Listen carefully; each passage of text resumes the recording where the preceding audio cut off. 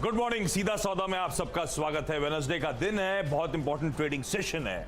एक तो हम नए महीने की शुरुआत कर रहे हैं और इस नए महीने की शुरुआत से काफी चीजें बदल रही हैं। उसमें सबसे इंपॉर्टेंट स्टॉक मार्केट वालों के लिए भाई वो सेबी का जो पीक मार्जिन रिक्वायरमेंट है उसका चौथा और फाइनल फेज, यानी कि 100% अपफ्रंट मार्जिन वाला फेज आज से इंप्लीमेंट होता हुआ नजर आएगा। साथ ही 1 सितंबर के चलते ऑटो बिक्री के आंकड़े आएंगे, हम वो कल आए जीडीपी, कल आए फिस्कल डेफिसिट के आंकड़ों पे रिएक्ट करेंगे। और आज भी इंपॉर्टेंट आंकड़ों का दिन है ऑटो सेल्स के साथ साथ, तो इन सब चीज़ों पे हम दिन भर रिएक्शन देते हुए नजर आएंगे। ऐसे में क्विकली देख लीजिए कि हमारे लिए शुरुआती क्यूज कैसे हैं। जो यूएस के मार्केट्स थे, अच्छा मोमेंटम, अच्छी तेजी, वो रिलीफ थी टेपर टैंट्रम से। उसके बाद कल एक कंसोलिडेशन का सेशन था। क्रॉस बेंचमार्क्स आपकी स्क्रीन पर एकदम फ्लैटिश नोट पे बंद होते हुए नजर आए और शायद ये रीजन है कि वही मूड जो है अक्रॉस एशिया रेवर्बरेट कर रहा है, यानी रिफ्लेक्ट हो रहा है। हमारा एसजीएक्स निफ्टी एक बार स्क्रीन पर लेकर आइएगा। 2 दिन की ताबड़तोड़ तेजी, मंडे और ट्यूसडे 200-200 पॉइंट का निफ्टी में उछाल देखने के बाद आज एक फ्लैट ओपनिंग के इंडिकेशंस। तो इसको एक अपॉर्चुनिटी के तौर पे फिर से लॉन्ग करने के मौके दे रहा है ये बाजार, या थोड़ा सा एक कॉशियस अंडरटोन है? ये पिच बताएगी आपको जी, पिच कैसी है? कंकर वंकर तो नहीं है ना? थोड़े हैं। हाँ, मार्केट आज वोलेटाइल रहेगा। ओके। तो वो उस वोलेटाइलिटी में आपको स्टॉक स्पेसिफिक अप्रोच रखेंगे तो भी गेन होगा। और मुझे लगता है कि अगर यूएस आप देख रहे हैं तो वहाँ से कोई यूज़ है नहीं आपके लिए, जो आप वो ढूंढने की कोशिश करो कि एसजीएक्स क्यों नीचे, वहाँ से एकदम परफेक्टली फाइन है वहाँ पे। अपनी पिच के लिए चूँकि कल हम लोगों ने बहुत भयंकर रैली दिखाई थी, हमारा जो अनुमान था उससे भी ज़्यादा रैली हुई है, तो आज आपको मार्केट थोड़ा सा वोलेटाइल दिखेगा, लेकिन सेक्टोरल पॉकेट में तेज़ी बनेगी और जो अब तक नहीं चले हैं लार्ज कैप में वो चलते हुए आपको दिखेंगे। और कई सारे इंडाइसेस जो हैं जो मैच नहीं कर पा रहे दूसरे इंडाइसेस सामने, उसको करेंगे इंडेक्स। तो हमें लगता है कि बैंक शेयरों में आज तेजी बनी, मार्केट को वो खींचेंगे। यही बात कोरों को पता चल गई थी। एक्सिस बैंक का एटीआर भगना शुरू हो गया। 10 के 10 बल्लेबाज हैं, अलग अलग पॉकेट्स को टारगेट करने की कोशिश होगी। हाँ, नीरज जी जैसे कह रहे हैं थोड़े से कंकड़ हैं तो रफ पैचेस हो सकते हैं, तो हम काम एक करेंगे जो हमारे हाथ में है, हम अपने स्टॉप लॉसेस स्ट्रिक्ट रखेंगे। तो अपना रिस्क अपने हाथ में है, बाकी देखते हैं किस तरह का अपसाइड मिलता है। पहला स्टॉक है वेदांता या वेदांत। अभी भी ऑफ हाइस है, 340-350 के मेरे ख्याल से साल के हाइस थे, ऑफ हाइस ट्रेड कर रहा है।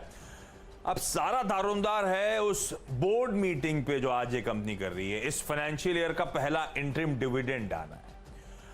आपको याद होगा हिंदुस्तान जिंक से जब बहुत तगड़ा डोल आउट हुआ था, वो पूरी तरह से अब तक पास ऑन नहीं हुआ है, तो एक्सपेक्टेशंस हमेशा माउंट करती हैं। पर ये बोर्ड मीट के आज स्केड्यूल्ड है, हमें कुछ दिनों से पता है, सुगबुगाहट है, तो आई एम श्योर उस तरह से पोजीशंस बिल्ट अप हुई होंगी, तो उस बात का ध्यान रखिएगा।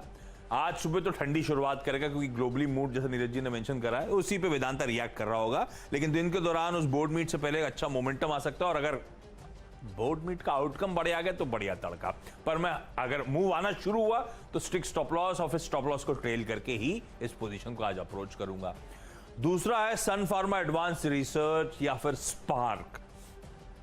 स्पार्क में स्पार्क आ भी सकते हैं, नहीं भी आ सकते हैं, ये भी डाउटफुल, क्योंकि इसकी फंड रेजिंग है और पिछली फंड रेजिंग के बाद बढ़िया मोमेंटम स्टॉक ने पिकअप कर रहा था क्योंकि प्रमोटर्स की तरफ से एक बढ़िया फंड इन्फ्यूजन आया था, कई सारे मार्की इन्वेस्टर्स ने पैसा कमिट करा था।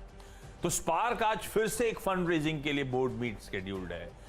अब ये भी उसके आउटकम पे डिपेंडेंट होगा। ये स्टॉक चलते चलते अपने हाईज के आसपास आके खड़ा हुआ है, पर वो सब बोर्ड मीट से पहले भी मैं मानता हूं अच्छी हरकत ये स्टॉक दिखाता हुआ नजर आएगा। और ट्रेल करिए स्टॉप लॉसेस को, इवेंट पे प्लेस कर रहे हैं तो उसको स्मार्टली ट्रेड करने की जरूरत होगी। ये दोनों स्टॉक्स आज बोर्ड मीट के चलते रडार पर। स्पार्क में 2 दिन पहले कुछ एक खबर भी थी, मुझे ध्यान नहीं आ रहा इस समय, बड़ी अच्छी खबर थी इनके लिए। ये फंड रेजिंग वाली बोर्ड मीट का अनाउंसमेंट में भी वही रहा, 3 दिन पहले शायद वही, हाँ वही रहा। बड़ी इसमें कई लोग कह रहे हैं कि स्पार्क में स्पार्क आएगा। वो डिपेंड करता है किसके पास वो जा रहा है। अगर कैप्टन चॉइस का टाइम होगा ना तो मैं अभी बता रहा हूँ वेदांता ही होगा मेरा। आने वाला है क्या डिविडेंड वाला? डिविडेंड के अलावा दूसरी खबरें हैं उसमें। मैं अपनी वाले टीम शुरू कर लूँ नहीं तो टाइम निकल जाएगा। ONGC हम लोगों को पता नहीं चला, चुपके से 120 रुपये इसका प्राइस हो गया। 110 आया था ना तो लोगों ने कहा क्रूड हुआ है, गिर रहा है, ये हो रहा है, वो 120 पे ट्रेड कर रहा है। कल इसमें एक बड़ा डेवलपमेंट हुआ जो कंपनी की तरफ से अनाउंसमेंट आया है। ये बहुत बड़ी खबर है ओएनजीसी के लिए। केजी बेसन जो है वहाँ पे DWN नाम का जो इनका एक ब्लॉक है, वहाँ से डीप वाटर गैस का जो प्रोडक्शन इन्होंने कमर्शलाइज शुरू कर दिया कंपनी ने। ये बहुत ही सिग्निफिकेंट खबर है ओएनजीसी के लिए। बहुत दिनों बाद इस तरह की एक बड़ी खबर इनके यहाँ से निकल के आई है। अनुमान है कि शायद 12 लाख मेट्रिक टन गैस जो है ये निकाल पाएंगे उस ब्लॉक से पर डे। और आपको ये भी जानकारी होगी कि 1 अक्टूबर से गैस के दाम बढ़ने वाले हैं, तो ओएनजीसी का सबसे ज़्यादा इम्पैक्ट पड़ता है क्योंकि एडमिनिस्ट्रेड प्राइस की गैस ज़्यादा इनके पास होती है। तो आप ये सोचिए कि एक तो गैस के दाम बढ़ने वाले हैं, दूसरा इन्होंने 12 लाख पर डे के हिसाब से कमर्शलाइजेशन शुरू किया और बहुत दिनों बाद किया है। तो ओएनजीसी में यहाँ से एक बड़ी तेज़ी बनेगी। और क्रूड पे मेरा आउटलुक अभी रिसेंटली चेंज हुआ है, मुझे लगता है कि जिस तरह से हेज फंड बाइंग दिख रही है तेज़ी ऊपर की तरफ जाएगी। तो ओएनजीसी में डेफिनेटली खरीदारी करनी चाहिए, अंडर वैल्यूड शेयर है। अगर बैंक की हम लोग सुबह से चर्चा कर रहे हैं कि एडीआर वो काफ़ी चले हैं, तो एक्सिस, आईसीआईसीआई, कोटक, तीनों बैंक एक साथ मैंने खरीदारी के लिए चुना है 2 रीजन से। एक तो बैंक निफ्टी अंडर परफॉर्म कर रहा है, निफ्टी 17,000 के ऊपर चला गया, 17,500 तक की बातें शुरू हो चुकी हैं। बैंक निफ्टी लेकिन वहीं पे खड़ा हुआ है। अब बैंक निफ्टी में एक बड़ी कैचअप रैली मुझे लगता आएगी, और उसमें जो टॉप बैंक्स हैं उनको ही मैं इसीलिए कह रहा हूँ क्योंकि वहाँ सबसे ज़्यादा आपको फ़ायदा हो सकता है। तो आईसीआईसीआई बैंक अभी ताज़ा सुबह जो जेफरीज की रिपोर्ट है उसमें उनकी टॉप पिक भी है ये, तो वो खरीदारी करके चलिए। एक्सिस का आप एडीआर जीडीआर आप देख ही रहे हैं, और कोटक बैंक भी, ये सब कुछ समय से नहीं चला। तो 3 बैंक हैं जिनमें खरीदारी करनी चाहिए। और ज़्यादातर एक्सपर्ट्स अब निफ्टी बैंक पे ज़्यादा रिस्क रिवॉर्ड फेवरेबल मानते हैं बनस्पत निफ्टी के। अच्छा, 2 बोर्ड मीट्स के बाद एशियन ग्रेनेटो को रडार पर रखिएगा। इस कंपनी के राइट्स इशू का स्ट्रीट कीनली अवेट कर रहा है। 225 करोड़ रुपए राइट्स के जरिए जुटाने की योजना है। तो मैनेजमेंट तो क्लियर है कि स्टैंड अलोन बेसिस पे एक डेट फ्री एंटिटी हो जाएगी, पैसा उसका इस्तेमाल वहां पे होना है। और दूसरा जो केपेक्स करना चाहते हैं वो केपेक्स की डिटेलिंग राइट्स इशुएंस के बाद कंपनी सामने रखती हुई नजर आएगी। पर आज का किकर यह है कि कल शाम को अपडेट आ गया है उस बोर्ड मीट का। बोर्ड मीट है सैटरडे को इस हफ्ते, जिसमें इस कंपनी का बोर्ड वो राइट्स का एंटाइटलमेंट क्या होगा, कुल मोबिलाइजेशन कितना करेंगी, सारी डिटेल्स हमारे सामने आती हुई नजर आएंगी। 168 के टारगेट्स। जीएसएस इन्फोटेक, इस स्टॉक, ये एक आईटी कंपनी, इसके इंटरेस्टिंग खबर है, इसकी पर्सनल कैपेसिटी, अपनी पर्सनल कैपेसिटी में इस कंपनी के प्रमोटर, सीईओ और एमडी साहब जो हैं वो स्टोन ब्रिज एक्विजिशन कॉर्पोरेशन के सीईओ और डायरेक्टर का रोल अब अज्यूम कर रहे हैं साथ साथ। स्टोन ब्रिज एक्विजिशन कॉर्पोरेशन दरअसल स्पेशल पर्पस एक्विजिशन कंपनी है जिसने $200 मिलियन की फंड रेजिंग कर डाली है। तो Hyderabad based IT company Q1 में साल दर साल Q on Q रेवेन्यूज में अच्छा उछाल था, घाटे से मुनाफे में आ गई थी, तो एक बढ़िया टर्न अराउंड होता हुआ नजर आया। और ये company digital transformation, cloud computing, automation जैसी स्पेसेस पर अब फोकस कर रही है। इनफैक्ट लास्ट क्वार्टर में प्रोमोटर्स का स्टेक भी बढ़ा है, almost 60 basis points. Wonderla holidays, 1 सितंबर से देश भर में काफी अनलॉकिंग की शुरुआत हुई है। वंडरला ने पहले अपडेट दिया था बेंगलुरु पार्क, हैदराबाद पार्क को लेकर, और अब इसका तीसरा और फाइनल पार्क जो कोच्चि प्रॉपर्टी है वो आज से खुलने जा रही है। तो बढ़िया खबर है। अब देखना होगा फुटफॉल, अभी तो खैर अट्रैक्टिव टिकट चार्जेस वगैरह रखे हैं इन्होंने, फुटफॉल्स कैसे होते हैं, कैसे वो चैनलाइज होता है। पर कई लोग मानते हैं जैसी खुलेंगी ये सब चीजें और स्कूल्स भी खुल रहे हैं तो ये काफी हद तक रिवेंज टूरिज्म और रिवेंज जो आउटिंग है वो कैचअप करती हुई नजर आएगी। तो देखते हैं 238 के टारगेट्स के लिए यहाँ पे अप्रोच करेंगे। ओके, तो 4 हमने बता दिए थे। 5वां स्टॉक है भारती एयरटेल। और भारती एयरटेल में कल आपने देखा होगा एक बड़ा ब्रेकआउट था, बड़ी तेज़ी है, 2,500 करोड़ के रेवेन्यू, 2,500 करोड़ के वर्थ के बराबर के शेयर्स ट्रेड हुए। बहुत दिनों बाद, मतलब सालों बाद इसमें एक इस तरीके की बड़ी रैली देखने को मिली है। और कंपनी पूरी तरीके से अब अपने आप को टर्न अराउंड तो नहीं कहूँगा मैं, अपनी ऑर्बिट चेंज किया है कंपनी ने, एक नए बिजनेस लीग में गई है। और जो तमाम इनके सैटेलाइट बिजनेसेस वगैरह हैं शानदार ग्रोथ दिखाएंगे यहाँ से आगे। तो मुझे लगता है कि भारतीय एयरटेल में यहाँ पे अच्छी दांव अभी भी लग सकते हैं। और 680 का मैंने कंजर्वेटिव टारगेट दिया, इवेंचुअली ये बहुत ऊपर के टारगेट यहाँ से हासिल करेगा। तो भारतीय एयरटेल में खरीदारी जरूर करनी चाहिए। डिपेंडेबल बेसिस से मैं बता देता हूँ, HDFC लाइफ, इनकी बोर्ड बैठक होने वाली है 3 सितंबर को, जिसमें ये प्रेफरेंशियल अलॉटमेंट की घोषणा करेंगे, फैसला करेंगे। तो इस पे ध्यान रखना चाहिए। ये भी अंडर परफॉर्मर है, बहुत दिनों से ये चला नहीं है, जबकि SBI लाइफ वगैरह काफ़ी रन कर चुके हैं। मुझे लगता है इस पे ध्यान रखना चाहिए। ओके, डिपेंडेबल के तौर पे है नुवोको विस्टास कॉर्पोरेशन, जो रिसेंट IPO आया था। बहुत बढ़िया कंपनी, देश की 5वीं सबसे बड़ी सीमेंट कंपनी। लिस्टिंग डिसअपॉइंटिंग हुई थी बाजार के मूड माहौल के बीच में। इस कंपनी के नंबर्स आने, और मुझे याद है जब मैंने आईपीओ के समय मैनेजमेंट से बात करी थी तो लास्ट फाइनेंशियल ईयर लॉसेस हुए थे क्योंकि उन्होंने वो इमामी का धंधा जो एक्वायर करा था उसका एडजस्टमेंट चल रहे थे। अब आपको वापस वो मुनाफा करती थी, वो बड़ा एक्विजिशन डाइजेस्ट करने का वो लॉसेस थे। मुझे लगता है अब फिर से वो बॉटम लाइन में आपको बढ़िया ट्रैक्शन देखने को मिलेगा। मेरे ख्याल से 6 सितंबर यानी कि मंडे को रिजल्ट्स आने, ये कल ही अनाउंसमेंट आया, मुझे लगता है उससे पहले शायद कुछ और हरकत में आए ये स्टॉक। खरीदारी का मन। क्विकली छोटा सा ब्रेक के उस पार हम दोनों की टीम्स के अगले 2 स्टॉक्स।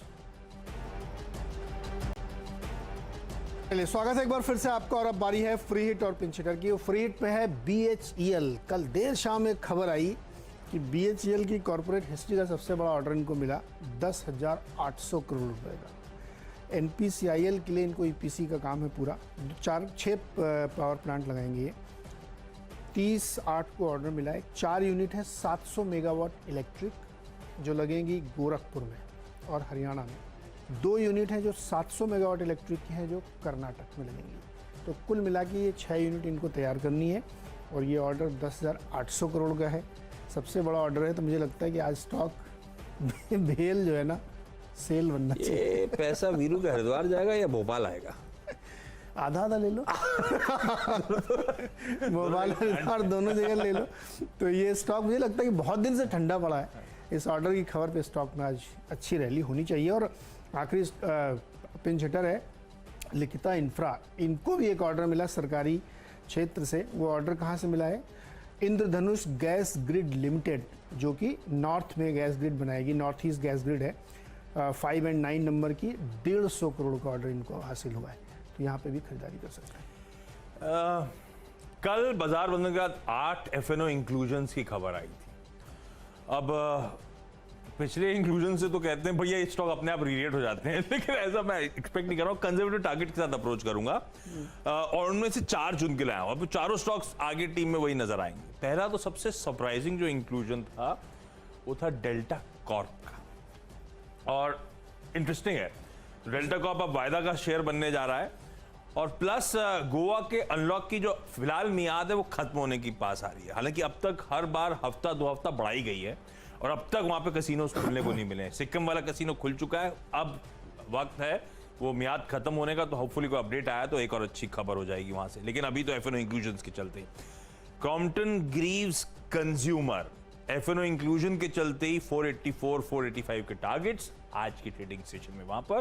क्योंकि छोटा सा ब्रेक के उस पर आखिरी के 2 स्टॉक्स और टीम्स का क्विक रैप अप। स्वागत है एक बार फिर से आपका, और अब आखिरी के 2 स्टॉक्स जो पिंच हिटर है। आज थोड़ा 2 सेल कॉल है मेरे इस टीम में, एक मारुति और दूसरा टाटा मोटर्स। मारुति ने कल कहा है कि वो हरियाणा और गुजरात प्लांट में सितंबर में 40% प्रोडक्शन कट लेंगे क्योंकि चिप नहीं है। वैसे मुझे ये समझ में नहीं आता कि खाली ऑटो की बात क्यों होती है। हिंदुस्तान में या अपने दैनिक जीवन में ऐसी कोई चीज़ आप इस्तेमाल नहीं करते जिसमें चिप न लगता हो। AC में लगता है, TV में लगता है, बैटरी में लगता है, गाड़ी में लगता है, सब चीज़ चिप से चल रही है और सब जगह ये शॉर्टेज है। लेकिन मार सबसे ज़्यादा ऑटो में पड़ रही है। तो मुझे लगता है कि ये 40% का प्रोडक्शन कट बहुत सीरियस है। तो प्रताप स्नैक्स क्यों नहीं चल रहा? प्रताप स्नैक्स जिस फैक्ट्री में वो चिप्स बनाता है, आलू काटता रहता है, उसमें भी चिप लगता है। शिप में भी चिप लगता है। US की एक शिप जा रही थी और वो चाइना के सी में पहुंचने के बाद अचानक से बंद हो गई। तो चाइना को समझ नहीं आया बंद क्यों हुई, US को समझ नहीं आया। US ने बाद में पता किया तो चिप फेल हो गई थी। पूरी स्टोरी वहाँ से घूमती है कि ये चिप का बहुत बड़ा एक जियोपॉलिटिकल संदर्भ भी है। लेकिन फिर लोग उस पर नहीं जाते हैं। लेकिन ये चिप हर चीज़ में यूज़ होती है। आप जो रिमोट यूज़ करते हैं उसमें भी चिप है। हो गए आपके सारे स्टॉक्स पूरे। Yes. 2 आखिरी के बाय कॉल्स हैं जिसमें वही मैंने कहा था F&O इंक्लूजन्स को इंक्लूड कर रहा हूं टीम में जाते जाते। तो पहला है इंडिया सीमेंट्स और दूसरा JK सीमेंट। दोनों कल वायदा में इंक्लूड होने की खबरें आ गई 1 अक्टूबर ऑनवर्ड्स। दोनों के टारगेट्स आपकी स्क्रीन पर। क्विकली मेरी 10 की टीम दिखा दीजिए। 10 के 10 बल्लेबाज हैं आज की ट्रेडिंग सेशन में। लेकिन हाँ, आज थोड़ा सा रफ विकेट है, रफ पैच है, स्ट्रिक्ट स्टॉप लॉसेस के साथ। Vedanta board meet interim dividend पे, SPARC board meet fund raising पर, Asian Granito board meet Saturday को राइट्स इशुएंस की डिटेलिंग पर, GSS इन्फोटेक वंडरला हॉलिडेज खबरों के बीच में, नुवोको वेस्टास की बोर्ड मीट मंडे को आनी है रिजल्ट्स को लेकर, डेल्टा कॉप, उसके बाद बाकी के सारे stock CG consumer, India cement, JK cements, ये वायदा के इंक्लूजन्स वाले। अच्छा है, वायदा वाले काफ़ी चल रहे हैं। इसी उम्मीद में रखा है। नहीं, और मैं कहता हूँ वेदांता का टाइम नहीं है। हाँ। एल्युमिनियम प्राइसेस 10 ईयर्स हाई पे चले गए हैं। हाँ। तो वेदांता के लिए बहुत अच्छी खबर है। चलिए मेरी टीम में देखिए फटाफट खरीदारी का फोकस है, लेकिन लास्ट के 2 स्टॉक्स वहाँ पे सेल साइड के हैं। लेकिन ओएनजीसी में एक नई गैस डिस्कवरी का कमर्शलाइजेशन हुआ है केजी बेसिन से, और 12 lakh cubic metre per day production होगा और अक्टूबर से प्राइस बढ़ने वाले। तो ओएनजीसी के लिए बहुत बड़ी खबर है ये। एक्सिस, आईसीआईसीआई बैंक और कोटक में खरीदारी करके चलिए। एक्सिस का आइडिया 7-8% ऊपर, और मतलब बैंक निफ्टी आज परफॉर्म करनी चाहिए। भारतीय एयरटेल में पूरा एक ज़बरदस्त चेंज हुआ है, कल हाईएस्ट वॉल्यूम के साथ उसमें ट्रेड हुआ था, खरीदारी करिए। एचडीएफसी लाइफ में 3 सितंबर को बैठक है प्रेफरेंशियल इशू जारी करने पे। बीएचईएल को उनकी ज़िंदगी का सबसे बड़ा ऑर्डर 11,000 करोड़ का मिला है, तो उसकी वजह से लिया है। लिथिका को भी 150 करोड़ का ऑर्डर मिला है गैस ग्रिड की डिगिंग करने के लिए। और अंत में टाटा मोटर्स और मारुति में सेल करिए, चिप की कमी है। मारुति ने घोषणा कर दी है कि 40% प्रोडक्शन कट लेंगे सितंबर में, और टाटा तो कई बार कह चुका है कि चिप की शॉर्टेज है जिसकी वजह से दिक्कत हो रही है।